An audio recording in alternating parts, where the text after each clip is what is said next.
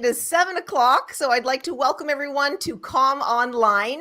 And today we have another fabulous guest. His name is Bob Huey. And in fact, he's called Bob the Idea Man Huey because he has incredible ideas and insights in how you can succeed in business and in life. And in fact, even while we're going through what we're going through now. So, Bob, welcome. And thank you so much for joining us today. The pleasure is mine, Denise. The pleasure is mine. So, as I Plus, said, you are at this age, it's nice to be anywhere. No, as I said, you're a speaker. In fact, you're one of only 88 accredited speakers in the world. yes. And I how was many number countries have 20. you presented in now? What's that? How many countries? I've traveled to 60. I think I've presented in 27.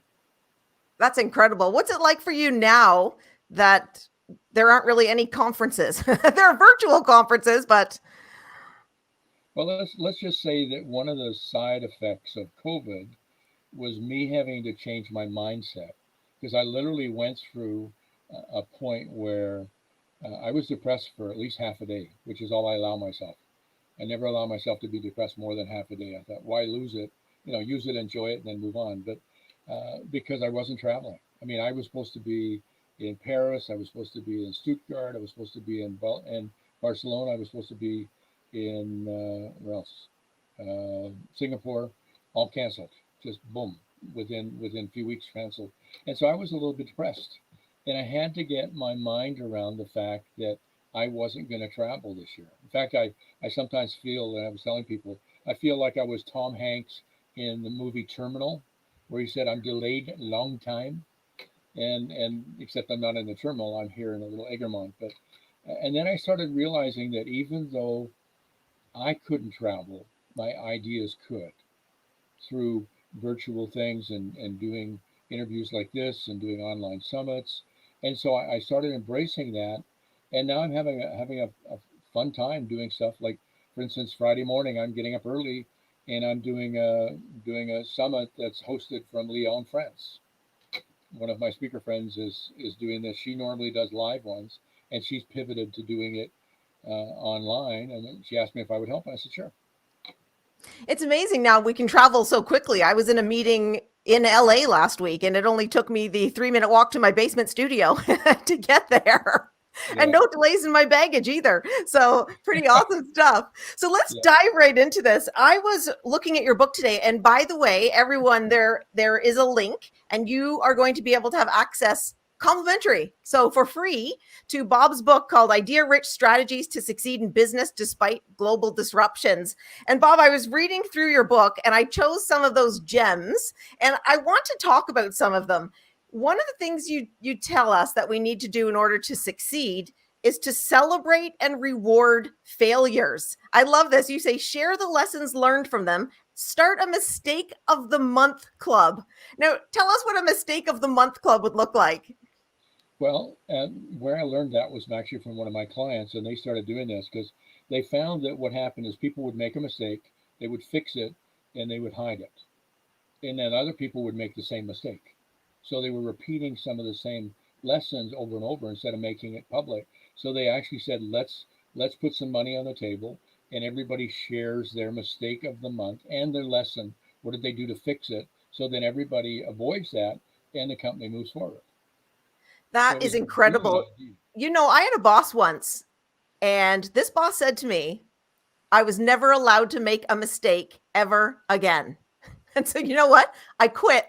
And the manager said, "You're quitting over that?" And I said, he That was said, "I his can never mistake. make a mistake ever again." I said, "I'm going to make a mistake again." And I said, "I'm probably going to make a mistake between now and the way home tonight." Exactly. So we need Well, to, if you think about it, yeah, most learning is built on mistake, lesson, application. We don't learn much from success. I mean, I'll tell you that from truth. Most people don't learn a lot from success, so they can't duplicate it. But if you've made a mistake and you've made it better, you anchor that. You can make sure you don't do that again, or you can use that and build. I built my whole career around screwing up a lot, learning the lesson. And you leave it long enough, you have a mess, and you leave it long enough, it becomes a message, and then you can sell that to people. All I do when I'm talking to people is saying, "Here's an idea." Sometimes it was something that I did where I screwed up, or sometimes it was an idea where I saw other people mess up something, and they're learning and say, here's what didn't work. Here's how they fixed it. Maybe this will help you. Do you have a favorite mistake that you like to share of when you were speaking? I won't ask you to use your personal life as an example unless you want to, but do you have a favorite mistake? I mean, you've been speaking a long time. There must be something. Well, sometimes it's audio stuff. I mean, this is the biggest challenge is with audio visual, and even in this environment, things can go wrong and whatever. But I mean, I can remember a couple off the top of my head. One, I was speaking in Park City, Utah, and 350 people in the audience, and I'd done my sound checks and everything earlier, and I started speaking, and I'm thinking I'm not hearing anything in the monitor, and I'm going like this, and people are fiddling with it and nothing. And so I thought, okay, so I projected, I did this thing with 350 people. And afterwards, the guy who was the AV guy gave up. He didn't say a thing. He just was holding a battery in his hand. He had taken it out, but not put the new battery back in. So you had to project to 350 people. That's a lot of work. Yeah, believe me, it was a lot of work. And last year in Paris, I was speaking at the European Speakers Summit. They have once a year they all come together. They have their individual ones, but once a year they all come together and somebody hosts it. Last year it was the French Speaking Association. This year I think it's the UK one. And so I'm doing my monologue at the beginning, which is introducing my event and what I'm talking about, and then I go to hit the clicker because they handed me the clicker as I walked on stage, and I'm clicking nothing. So I turned to the lady who was the MC, and I say, Katja, could you be my clicker? And so I just go, next slide, next slide. You after a while you just learn. You deal with whatever it is, or sometimes you go. I was speaking at another event where they had a big ballroom in a hotel, and the electricity went off on half of the building or half of the room, and that happened to be the half of the sound system. Oh, So then I project, and then the sound would come back on. I had to go back down. That happened 3 times. I was frazzled by the end of the presentation because it was like you didn't know you were speaking if you didn't know if it was going to be or not. oh, I know these days. Let me tell you. It's funny. I told you about that one boss that said I could never make a mistake again. Well, contrast that with I was working for Career Track back in the day, 1997, and I was dealing with difficult people. And just before the lunch, I asked for questions, and one guy asked me a question, and I said, "I'm really glad you brought that up." Well, the audience started killing themselves laughing, and this guy's face went red. And the reason is that phrase was one of the strategies that I had just taught them to use with a difficult behavior type called the know it all. And so it would look as though I was insinuating that this guy was a know-it-all. And so I said, no, no, no, I really am glad he brought that up. They laughed harder. His face went redder. And I thought, oh no, now I've insulted this guy. And so I went to find him at lunch. He had left. He did not come back for the afternoon part. And I thought, uh-oh, what's my boss going to say? So I called her up. And again, I was only in my 20s. This is within my first few months of speaking. And I called my boss up and I thought, okay, I'm going to get fired. And she said to me, Denise, what did you learn from this?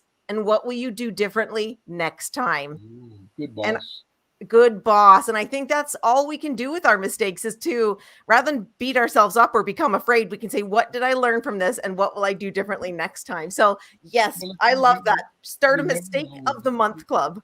Yeah, you never know what you're going to learn. I remember speaking someplace. I think it was up in northern BC, and it was a lot of fun. And somebody came back to me afterwards and said, when you jokingly said something about McDonald's, I think I said something about sometimes the best value is in the packaging or something and food value. And she said it was McDonald's people in the audience. And I went, shit. Oh no, So I those thought, are okay, tough I have lessons. to be really careful on the examples I use because you never know somebody from that corporate. And I was doing it to be funny.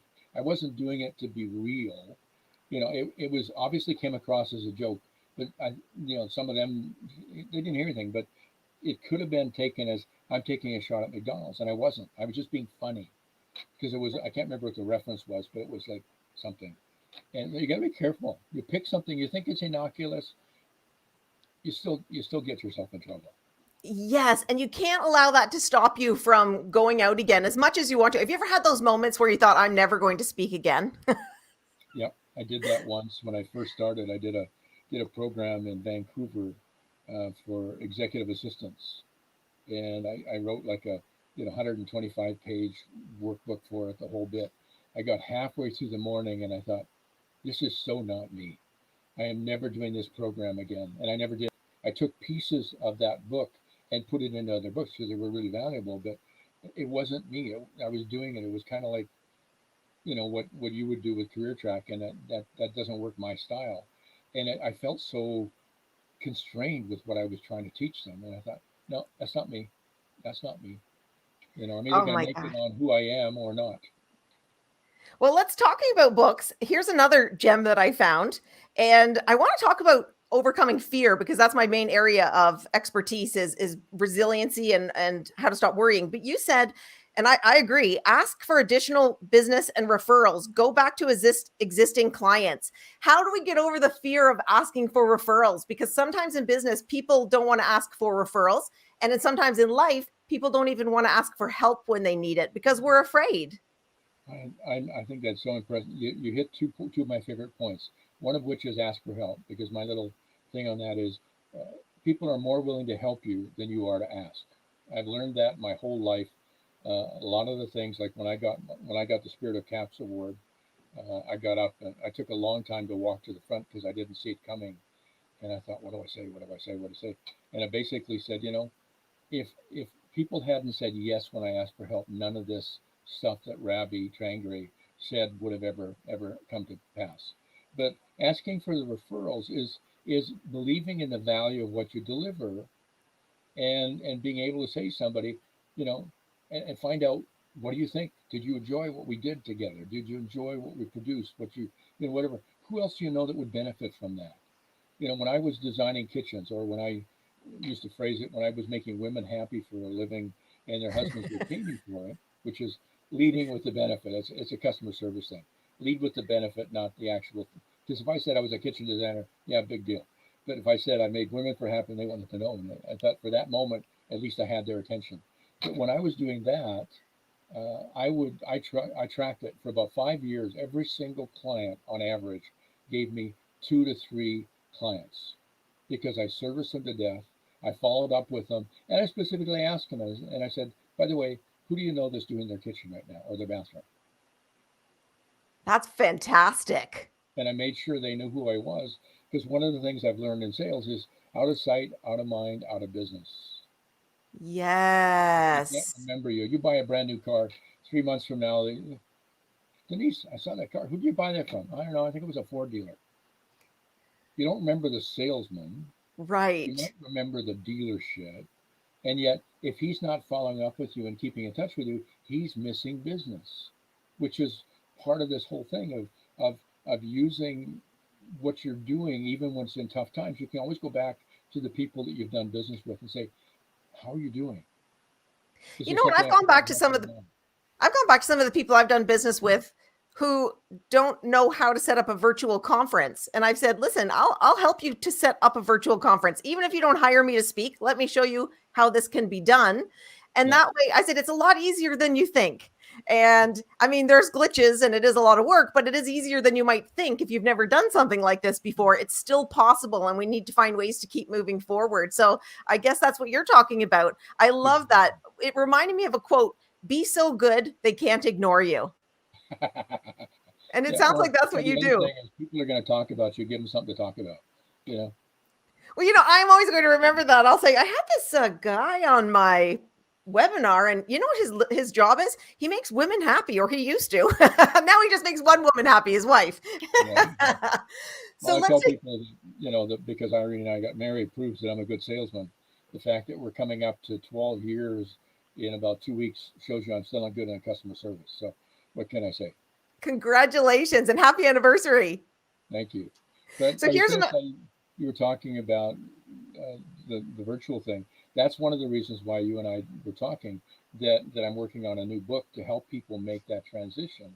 Because right now there's a lot of people having to learn how to use this medium to make sales calls, make business calls, connect with their clients. do all sorts of things are now being done online where we used to do it live. And for a lot of people, it's really scary. So I went out to people like yourself, my speaker friends, and said, "Hey, share with me some of your lessons, and we're going to put it into a little book, and we're going to make it available to everybody." That's really valuable, particularly right now, because it is scary. I mean, I was doing a webinar near the beginning of all of this COVID, and the platform wouldn't work. And then I had audio difficulties. And I'm telling you, there was a point where I thought, okay, no, I'm not doing this anymore. And then I realized that people were getting a lot of value out of it. And I thought, no, I have to persevere. These are just the normal glitches that we talked about earlier when we were talking about making mistakes, and it's okay. People are very forgiving with the glitches right now. Well, and if you think about it, when you and I started speaking, we perfect right off the bat? I sure wasn't. You know, I sure we weren't wasn't. perfect then. We're not perfect now, but we're better than we were then. And I still tell people, I said, in some ways, it's too bad there isn't some video of me my first 2 years. And in other ways, I'm glad there isn't. But because I would love to be able to show them stuff and say, look at me, I was stiff, I was preachy, I wasn't having any fun. My face was like so serious because I was trying to be a motivational speaker, you know, instead of just being me and having fun and realizing it's about the audience, not me. You know That, what? I'm glad you said that. A lot of people will say, "Oh, I heard my voice on camera and I didn't like it," or I used to watch myself and I would cringe looking back. And yeah, so then I avoided watching those videos. I thought, "Oh, I stumbled on that word," or just like you said, I look too stiff, and then I realized, "No, you have to watch it in order to get better." So, and again, it's the same thing. When you're speaking live, do you stumble and fumble occasionally? of Yeah. course. So Yeah. give yourself the same latitude when you're doing this. Is the only thing that's different is a different medium. That's all. It's still the same you. It's still the same message. It's just a different delivery. That's all. Like Uh, when back in the old days when I first, I was doing some work with a company here, a little company here in Canada called The Brick. For about 5 years, they paid my mortgage, and I found out they had a film studio, so I could book an hour a month, and I literally would go in, and they had a teleprompter. I learned how to use it. I learned how to write for the teleprompter, and I literally could go in an hour, and I could do 20 little videos, and they were so impressed because every so often I'd say, okay, yeah, I really screwed that one up badly. Let's redo it. But no time, no, that's fine. Just keep going. Because in real life, I would make mistakes anyway. So why should I try and be perfect? and You it know, sounds I'm so not much perfect. better to me when I hear speakers. So you and I are both accredited speakers. And Yes, I don't know about you, but when I was watching the last, it's not really competition. What do you call it? judging. That was Judging. judging. Yeah. I thought, you know what really makes a difference is when people speak conversationally as opposed to having it memorized. And I know because back in the day, I memorized my presentations, and it does not allow for interaction with the audience or any fun, or it's just so stiff. Yeah. My first one was like that, and my first one was Tony Robbins was the Golden Gavel, and he deliberately went over by 40 some minutes.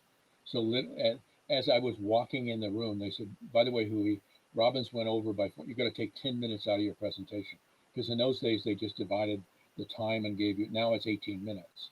But in those days, I had 35 minutes, and literally, as they walked in the room, they said, "You got to take 10 minutes off your presentation." I didn't know how to do it. I mean, now it'd be no big deal. But then Right. it was like, oh my God, I've been working on this thing for 3 months. How am I going to slice out almost a third of it and make it make sense? And I didn't do a very good job. Oh, see, live and learn, live and learn. Okay, so let's get to another one. Let's see. We only have 11 minutes, and these are also good. Okay, here, I'm going to go with this one because I saw this and I thought, brilliant. So one of your great ideas is to try something that didn't work the first time. You say it might now with changes in technology, resources, client needs, and attitudes. Try again. So Yeah. tell me about why it's so important to try again and really build your belief that just because it didn't work before doesn't mean it can't work now. Well, I mean, very often you think about it, we now look around in the big cities, we see skyscrapers all over the place. No big deal, right? You see Yeah, tall buildings. right. For a long time, they could not physically build them because the technology did not exist to allow them to do that kind of framing and the concrete and whatever. So they couldn't, they maybe they wanted to, but they couldn't build it. So once the technology changed, all of a sudden things shot up. But same thing with what we're doing. You think about what we're doing here. If COVID had happened 5 years ago or 10 years ago, we would be not doing what we're doing. We wouldn't be having as much fun. People would be at home, isolated, and not being able to connect. I mean, I'm doing Zoom interviews or connections with speaker friends on Fridays for coffee, just because I figure there's other people like me that maybe like a little people contact, or with my cousins and my aunt and stuff. Same thing, get together. How you doing? You know, my one aunt is 91 years old, so this is my only chance to say, how you doing, Aunt Shirley? You know, that's something new, but we can take that into our business as well. If you think about what's happened since COVID, I mean, you think about Amazon has gone through the roof. They have made more money than they have ever made because people are ordering online because they couldn't go out and shop. Nothing was open. People are starting to do curbside, starting to the skip the dishes have gone crazy. There's a whole bunch of things where people are saying, okay, I can't do what I normally did, but I can still provide something for my clients. And that's where you have to rethink and change your mindset to say, I can't do what I used to do, but I can do something. To shift it around. So good. Okay. And I love this one too, because I'm a firm believer in it. The power of handwritten thank you notes. Yes. And how did you get into sending handwritten thank you notes? I guess back in our day, that was the thing. I mean, I remember working in an office and email wasn't invented yet, but carrying that forward, when you do feel something when somebody sends you a handwritten card. Because they've taken the time to write it and send it to you. It's not like an email. Thank you very much. It was great. Blah blah blah. Or more recently, like for APSS and GSA, which is the German Speakers Association, I did a video saying, I hope you're having a good time with your virtual conference. I'm sorry I couldn't be there this year. And they played that for everybody. I just sent it to the organizers, and they played it for everybody, for 175 people. But when you send somebody a handwritten note, it says, I took the time to write this down. Although sometimes it would help if you have good handwriting. I had a client once that was in Edmonton, and I was in his thing. I think it was just before Christmas or something. And he brought the card that I'd sent him. And he said, what did you say here? I can't read it. And to be honest, I wasn't sure what it said either. And I looked at it and said, I'm sure it was something nice though. Yeah. You know what I have done? I have actually sent, this sounds funny, I have sent handwritten thank you cards recently to publishers who rejected my book proposal. And it wasn't sarcastic at all. I was so appreciative of some rejection letters were so nicely worded, their rejection email, that I wanted to thank them for sharing their wisdom and ideas and insights with me. So I don't know what their response will be when they receive these letters. I just sent them this week. They're like, who is this girl? I don't know if they've ever gotten a handwritten thank you note for rejecting them before. The thing is, you're appreciating the fact that they took the time to do their job. Mm-hmm. Maybe they didn't like what you did. Maybe it didn't fit with what they're publishing, but you took the fact that you appreciate what they've done. And appreciation goes a long way. I mean, you think about it, so few people ever get an honest thank you or, hey, you did a really good job. Right. We really don't. And I know, like for me, I will go months on one of those genuine things where somebody says, when you said that, that really resonated for me and it made a difference for me. Whew, I'm walking like I'm all of a sudden 6 foot tall. I'm not 6 foot, but at that point I'm 6 foot tall. So, and it just makes that much of a difference. People will remember you, and it makes a difference in their life. So if you want to be someone who does something good, one of my other favorite quotes is, the world is full of good people. If you can't find one, be one. Yeah. Yes. So you can be one and just send thank you notes. I love handwritten cards. Okay. So this is the last one, and not the last one of your ideas in the book. I mean, you have so many ideas in this amazing book of yours. You say, condition your mind to look for breakthrough ideas and creative solutions. So how can we begin to condition our mind? You already talked a little bit about how you condition yours when you choose to only be depressed for half a day. So how can we condition our own minds to look for these breakthrough ideas? Well, I think that goes back to training. It really is conditioning and training is the same thing in terms of force yourself to look for ideas. The other thing is, I do that actually in one of my books called "Why Didn't I Think of That?" I call them brain boosters. We ask questions. You know, you get people write your name upside down and backwards because it makes you think differently, or invent a national day of something that you sponsored, or you know, part of that is just getting outside of your little thing here. And once you start doing that, you start looking at things differently. Because I get that when people say, why do they call you the idea man? I say, well, let's sit down and talk for a while. You'll understand soon. Because as we're talking, they'll say something, and I go, that just reminds me of an idea. Have you thought about this or this or that? And they go, no, I never thought of that. You know, Are you doing coaching right now for people who might need help with ideas? I could be if they want. See, that's being innovative. And you have less travel time, so you're available. Yeah, exactly. Yeah, exactly. And I So could we do it all internationally now too. we only have 4 minutes left, and I just wanted to ask Oh, you: is there one piece of advice that you would suggest for people in this difficult time who may be struggling in business? first thing is don't give up. Mhm. Probably the most important thing is don't give up. Go back to what started your beginning in this business. Why did you start the business that you're in? Is that still valid? Does that still warm your heart? Does that still give you some oomph in your life? If it doesn't, okay, maybe this is a perfect opportunity to take a left turn and go do something else. Because there's a lot of people during COVID now are deciding to make career changes because they know that the career that they're in won't be there when it comes back. But that's okay. But if you're in business, you're still enthused with the business, then say, okay, how can I do it but do it differently?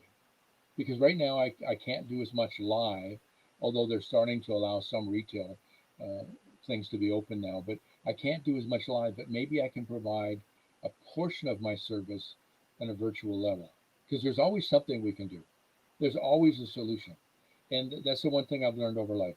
Whatever you're running into a wall, there's always a solution. You just have to sometimes back up, take a little perspective. Sometimes there's a door just over there that you didn't see because you're so close here. And the biggest thing is just never give up. Please don't give up because we need you. Oh, You that need to be is a fed. perfect You need to ending be note. And taken care of. and we need people like you too. So how can people find you? What's the best website, email address? Where should they reach out for you? They should probably check me out on my website. It's ideaman.net. That's easy to remember. Ideaman.net. Well, thank you so much, Idea Man. I really enjoyed our conversation. It was a whole lot of fun and really nice getting to know you better, my fellow accredited speaker. This has been fun, Denise. This has really been a joy. Thank you so much, and we'll talk soon. We certainly will. You And have a thank you, great everyone, for joining us. I'll see you next time. I don't have the next guest booked up yet, but I will let you know when I do. See you then.